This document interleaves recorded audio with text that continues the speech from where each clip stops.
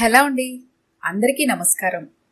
ఈరోజు మనం ఆర్ శ్యామల గారు రచించిన వేరుముక్క అనే ఓ చక్కటి కథను విందాం.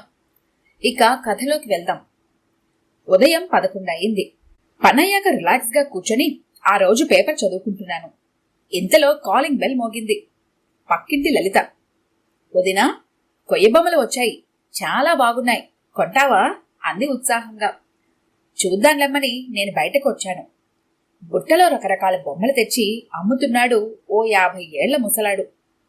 అప్పటికే 4-5 ఆడవాళ్లు చుట్టూ చేరి ఉన్నారు. జంతువుల బొమ్మలు, మనుష్యుల బొమ్మలు, పక్షుల బొమ్మలు చాలా బాగున్నాయి. అలాంటివి అప్పటికే మా ఇంట్లో ఉన్నాయి.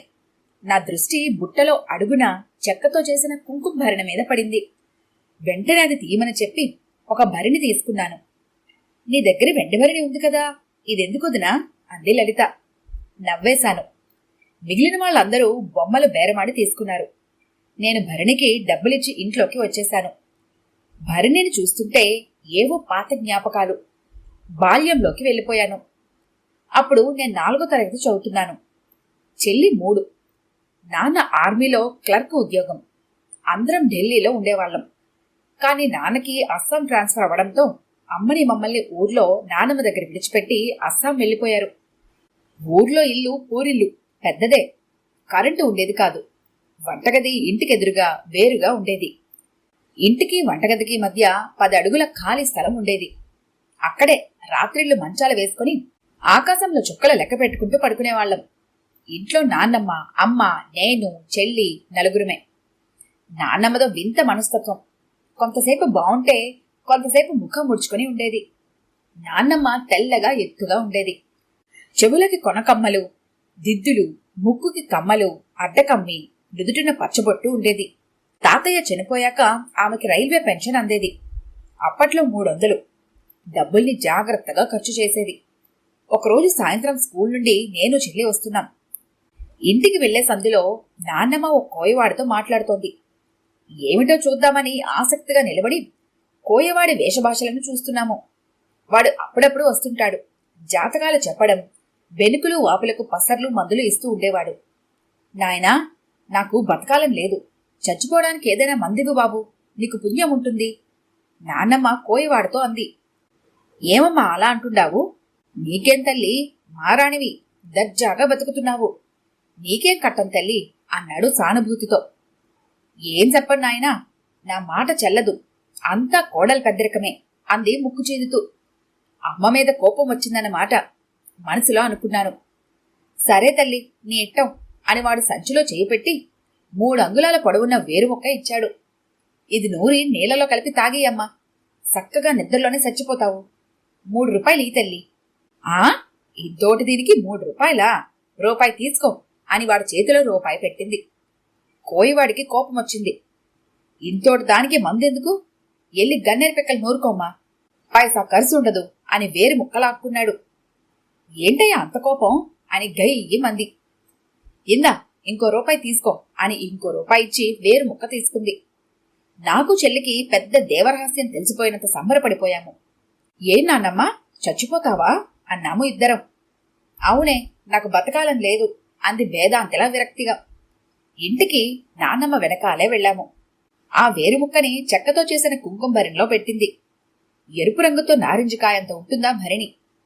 ఇంటికి వచ్చిన దగ్గర నుంచి ఆ వేరుని ఎప్పుడు నూరుకుని తాగుతుందా అని ఓ కంట చూస్తూనే ఉన్నాము. చీకటి పడింది. ఇంకా మందు తాగదేమి అని అనుమానం నాకు. రాత్రి అందరం పడుకున్నాక తాగుతుందేమో అని మళ్లీ నాకు నేనే జవాబిచ్చుకున్నాను. నేనైతే హోంవర్క్ చేయలేదు.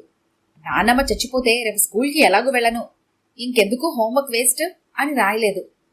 నాన్నమ్మ అమ్మతో ముభావంగా మాట్లాడింది. మధ్యాహ్నం తనకిష్టం లేని కూర బంగాళదుంప వండినందుకు అలక. అది మాకిష్టం. అందుకే వారంకోసారి అమ్మ మా కోసం వండేది. రాత్రి అమ్మ వేరే కూర చేస్తే మామూలుగా తినేసి పడుకుంది. నా కళ్ళు టేబుల్ మీద భరిణి మీద ఉన్నాయి. తెల్లవారు లేచిన వెంటనే చూశాను. నాన్నమ్మ మంచం మీద లేదు. భరిణి తీసి చూశాను. అందులో వేరు ముక్క ఉంది. బోల్డ్ నిరాశ వేసింది. నాన్నమ్మ చచ్చిపోలేదు అంటే ఈరోజు స్కూల్కి వెళ్లవలసిందే అనుకుని ఉదయం గబగబా హోంవర్క్ చేసుకుని ఆదరా బాదరాగా స్కూల్కి వెళ్ళాను. స్కూల్లో కూడా అవే ఆలోచనలు. ఉదయం చచ్చిపోతుందా? మధ్యాహ్నం మేం భోజనానికి వెళ్లేసరికి చచ్చిపోతుందా? లేకపోతే ఎవరైనా వచ్చి మీ నాయనమ్మ చచ్చిపోయిందని కబురు చెబుతారా? అప్పుడు స్కూల్లో అందరూ జాలిగా చూస్తారు. అదేదో చాలా గొప్పగా ఉంటుంది. చాలా మంది వాళ్ళిళ్లలో తాతో మామో చనిపోయిందని సెలవు పెడుతుంటారు. నాకు ఎప్పుడూ ఆ ఛాన్స్ రాలేదు. అందుకే నేను ఎంతో ఆతృతతో చూస్తున్నాను. చనిపోవడం అంటే ఏమిటో పూర్తిగా తెలియని వయసది. అప్పటికి ఎప్పుడూ శవాన్ని చూడనే లేదు. అంతేకాక నిజంగా కోయివాడి మందు పనిచేస్తుందా లేదా అని డౌట్ ఒకటి. మధ్యాహ్నం ఇంటికి వచ్చేటప్పటికి నాన్నమ్మ బాగానే ఉంది. మాతో కలిసి అన్నం తింది. మళ్ళీ మేము స్కూల్కి వెళ్ళిపోయాము. సాయంత్రం వెళ్లేసరికి చచ్చిపోతుందేమో. సాయంత్రం స్కూల్ విడిచిపెట్టగానే ఆడుకోకుండా వెంటనే ఇంటికి వచ్చేశాము. మరుసటి రోజు ఆదివారం. తెల్లవారే లేచింది. నేను వాకిలి తుడిస్తే తాను పేడ తెచ్చి కల్లాపు చెల్లింది. వేడి నీళ్లతో స్నానం చేసింది. ఇస్త్రీ చీర కట్టుకుని అరుగు మీద ఎండలో కూర్చుంది. ఆవాల నూనె తెచ్చుకొని ఒంటికి రాసుకుంది. నానమ్మకి శరీరాన్ని ఎలా చూసుకోవాలో బాగా తెలుసు. ఆమె దగ్గర ఆవాల నూనె, వేప నూనె, చేపల నూనె, రకరకాల నూనెలున్నాయి. చుట్టుపక్కల ఏ ముసలమ్మ దగ్గర అవి ఉండవు. పొడవైన జుట్టు విప్పి దువ్వుకొని సెగ వేసుకుంది. అమ్మ వేడన్నం పెడితే తినేసింది. సుశీల, ఏం వండుతావు? అమ్మని అడిగింది. గుడ్లు తెప్పిస్తానత్తయ్య, అమ్మ అంది. వద్దు, నేను బజారుకెళ్ళి పిత్తబరగలు తెస్తాను, పులుసు చెయ్యి. అమ్మ డబ్బివ్వబోయింది. వద్దులే, నేను తెస్తాను అని నా వైపు తిరిగి శ్యామా సంచి పట్టుకొనిరా అంది. పెట్టెలో డబ్బు తీసి చేతిలో పట్టుకుంది. అంటే నాన్నమ్మ పిత్తబరగల పులుసు తిని తృప్తిగా చనిపోతుందన్నమాట. అంటే ఈరోజు చచ్చిపోవడం ఖాయం మనసులో అనుకున్నాను. వెంటనే సంచి పట్టుకొని నానమ్మ వెంటే బజారుకు వెళ్లాను. నానమ్మతో ప్రతిసారి బజారుకు వెళ్లేది నేనే. డబ్బులు పిడికిట గట్టిగా పట్టుకుంది. బజార్లోకి వెళ్లి పిత్తబరగలి గీసి గీసి బేరమాడి తీసుకుంది. తీసుకున్న తర్వాత కొసరు వెయ్యమని దబాయింపు. ఆ చేపలోడికి చిరాకేసింది. చేపల సంచిలో వేసి పట్టుకుంది. బజారులో ఇంకో మూల పొగాకు ఆకులు తీసుకుంది. నాన్నమ్మ ఇంట్లో తనకు కావలసిన చుట్టలు తానా తయారు చేసుకునేది. ఏదో సినిమాలో రాజనాల ఇంత పొడవాటి చుట్ట కాలుస్తూ ఉంటాడు. అంత పొడుగు చుట్టలు చుట్టుకుంటుంది. ఇవేవీ నాన్నకు తెలీదు. దొంగచాటుగా చుట్టుకొని దాచుకునేది. ఇవెందుకిప్పుడు తీసుకుంటుంది? ఓహో, ఇంట్లో చుట్టలు అయిపోయి ఉంటాయి. మధ్యాహ్నం అన్నం తిన్నాక దర్జాగా చుట్ట కాల్చి అప్పుడు చచ్చిపోతుందేమో అని అనుకున్నాను. ఎప్పుడు లేనిది ఆ రోజు బజార్లో మా కోసమని చెప్పి అరటిపళ్ళు కూడా కొంది.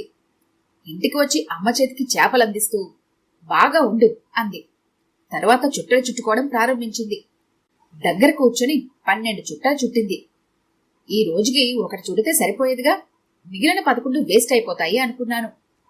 తరువాత శ్యామా, మంచం బయటకు తోడుపట్టు అని తన నొలక మంచం బయటకు తెచ్చి వదులైందని దాన్ని టైట్ చేసుకుంది. తర్వాత పక్కింటి వాళ్ళ గుమ్మంలో కూర్చొని అందరితో బాతగాని కొట్టుకుని కూర్చుంది. ఆఖరుసారి కదా, అందుకే అందరితో చక్కగా మాట్లాడుతోంది మనసులో అనుకున్నాను. మధ్యాహ్నం అమ్మ భోజనానికి పిలిచింది. నాన్నమ్మ సాధారణంగా నవ్వదు, ముఖం ముడుచుకొని ఉంటుంది. అలాంటిది ఆ రోజు నవ్వుకుంటూ కబుర్లు చెప్పుకుంటూ పులుసు బాగా వండావని అమ్మని పొగుడుతూ అన్నం తిన్నది. భోజనం చేసి కొత్త చుట్ట కాల్చి 2 గంటలు పడుకుంది. సాయంత్రం టీ తాగి బయట ఉన్న గోరింటాకు చెట్టు ఆకంతా కోసి కొంగులో వేసుకుంది. కొంత ఇంట్లోకి తీసి మిగతాది చుట్టుపక్కల ఓ 10-15 ఇళ్లలో తలా గుప్పెడేసి పంచింది. ఇంకొంచెం ఇయ్యే అచ్చమ్మా అంటే వాళ్ల మీద గయ్యి అంది. అందరికీ సరదాలు కదే అంది. నానమ్మ వెనకాల వాళ్లు మూతులు తిప్పేవాళ్లు. ఎందుకిది, నూరితే చేతులకు తక్కువ, పాదాలకి ఎక్కువ అయిపోతాది అనేవాళ్లు. కాని వాళ్లు గోరింటాకు విడిచిపెట్టేవారు కాదు. ఎందుకంటే ఆ చుట్టుపక్కల ఎవరికీ గోరింటాకు చెట్టు లేదు. అందులో మా గోరింటాకు బాగా ఎర్రగా పండుతుంది. శ్రావణ మాసం, ఆషాఢ మాసంలో నాన్నమ్మ గోరింటాకు అందరికీ పంచేది. గోరింటాకు పంచితే పుణ్యం వస్తుంది అనేది. అందుకే పుణ్యం కోసం ఆఖరిసారి పంచుతుంది. ఆ సాయంత్రం నేను డిసైడ్ అయిపోయాను, ఈ రోజు ఖచ్చితంగా చచ్చిపోతుంది అని. నా ఫ్రెండ్స్ వచ్చారు, ఆడుకుందాం రమ్మన్నారు.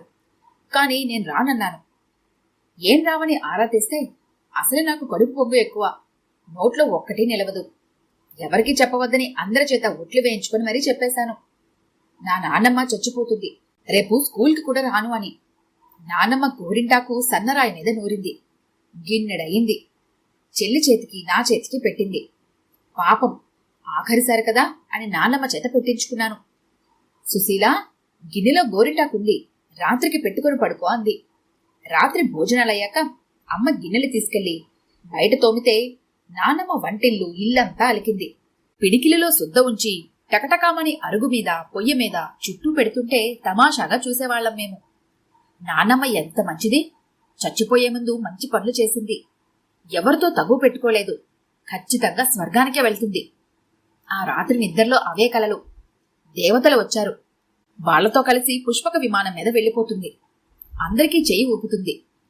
తెల్లవారి లేచి చూస్తే మంచం మీద కూర్చుని టీ తాగుతూ కనిపించింది. కోపం వచ్చేసింది నాకు. భరణిలో చూశాను, వేరు ముక్క అలాగే ఉంది. ఈరోజు స్కూల్కి రానని ఫ్రెండ్స్తో చెప్పేశాను. ఇప్పుడు ఏ ముఖం పెట్టుకుని స్కూల్కి వెళతాను? నాకు చాలా ఇన్సల్టింగ్గా ఉంది. అయినా తప్పలేదు, స్కూల్కి వెళ్ళాను. ఫ్రెండ్స్ అందరూ, ఏ మీ నాన్నమ్మ చచ్చిపోలేదా అన్నారు ఆత్రంగా. లేదు అని జవాబిచ్చాను నీరసంగా. మధ్యాహ్నం ఇంటికి వచ్చి భోజనం చేస్తుంటే, శ్యామా, సినిమాకి వెళ్దామా? లవకుశ అంట. ఆ బాబుగారి ఎన్టీ రామారావు గారి సినిమా అది అంది. అమ్మ గబుక్కున, మీరు రాముడమ్మతో కలిసి వెళ్ళండి అత్తయ్య, దానికి స్కూల్ ఉంది కదా అంది. ఓహో, తనకిష్టమైన హీరో రామారావు సినిమా చూసి హాయిగా చచ్చిపోతుంది కావాలా అనుకొని, అమ్మా, నేను నాన్నమ్మతో కలిసి సినిమాకి వెళ్తాను. ఈ రోజు తెలుగమ్మగారు రారు, ఇంగ్లీష్ మాస్టర్ ఊరెళ్లారు. స్కూల్కి వెళ్ళినా వేస్టే, ఖాళీగా ఉండాలి. నాన్నమ్మతో సినిమాకే వెళ్తాను. గడగడ పాఠం అప్పచెప్పినట్లు చెప్పేశాను. అమ్మ నా వైపు కోపంగా చూసింది, కాని నాన్నమ్మ సంతోషించింది. సినిమాకి వెళ్ళాము. బెంచీకి టిక్కెట్ తీసుకుంది. రాముడు కనిపించినప్పుడల్లా దండాలు పెట్టింది.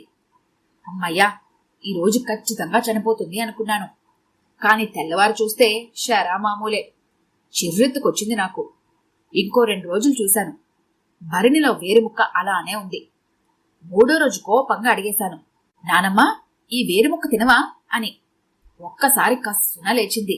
ఏమే, నాను ఎప్పుడు చచ్చిపోతానని మీ అమ్మ మీరు సూత్తున్నారు. నాను బతుకుంటే మీకంత కట్టంగా ఉందే అని అరిచింది. మరి ఇది ఎందుకు కొన్నావు అని అడిగాను మొండిగా. నా ఇట్టమే, నువ్వెవరి అడగడానికి? చివరికి ఈ పిల్లకి సులకనైపోయినాను. నాను చచ్చిపోతే మీకంత ఇట్టమే? నా పీడ ఎప్పుడు విరగడైపోతుందని చూస్తున్నారు అని తిడుతూనే ఉంది. ఆ రోజు సాయంత్రం స్కూల్ నుండి వచ్చిన వెంటనే భరణిలో చూస్తే వేరు ముక్కలేదు. అమ్మయ్యా, ఇప్పటికైనా తిన్నదన్నమాట. ఒకవైపు సంతోషం, మరోవైపు ఆందోళన. నాన్నమ్మ ఏదని అమ్మని అడిగాను. ఏమో, మధ్యాహ్నం అన్నం తినేసి బయటకు వెళ్ళింది అంది. ఎక్కడ పడిపోయిందో ఏమో అని నేను వెతకడానికి బయలుదేరాను. సందులో ఎదురొచ్చింది. మామూలుగానే ఉంది. టీ తాగడానికి ఇంటికి వస్తుంది. కోయవాడి మందు పనిచేయలేదన్నమాట. వాడు మోసం చేశాడు. మనసులో వాడిని తిట్టుకున్నాను. నెమ్మదిగా, నానమ్మా, వేరుముక్క ఏది అని అడిగాను.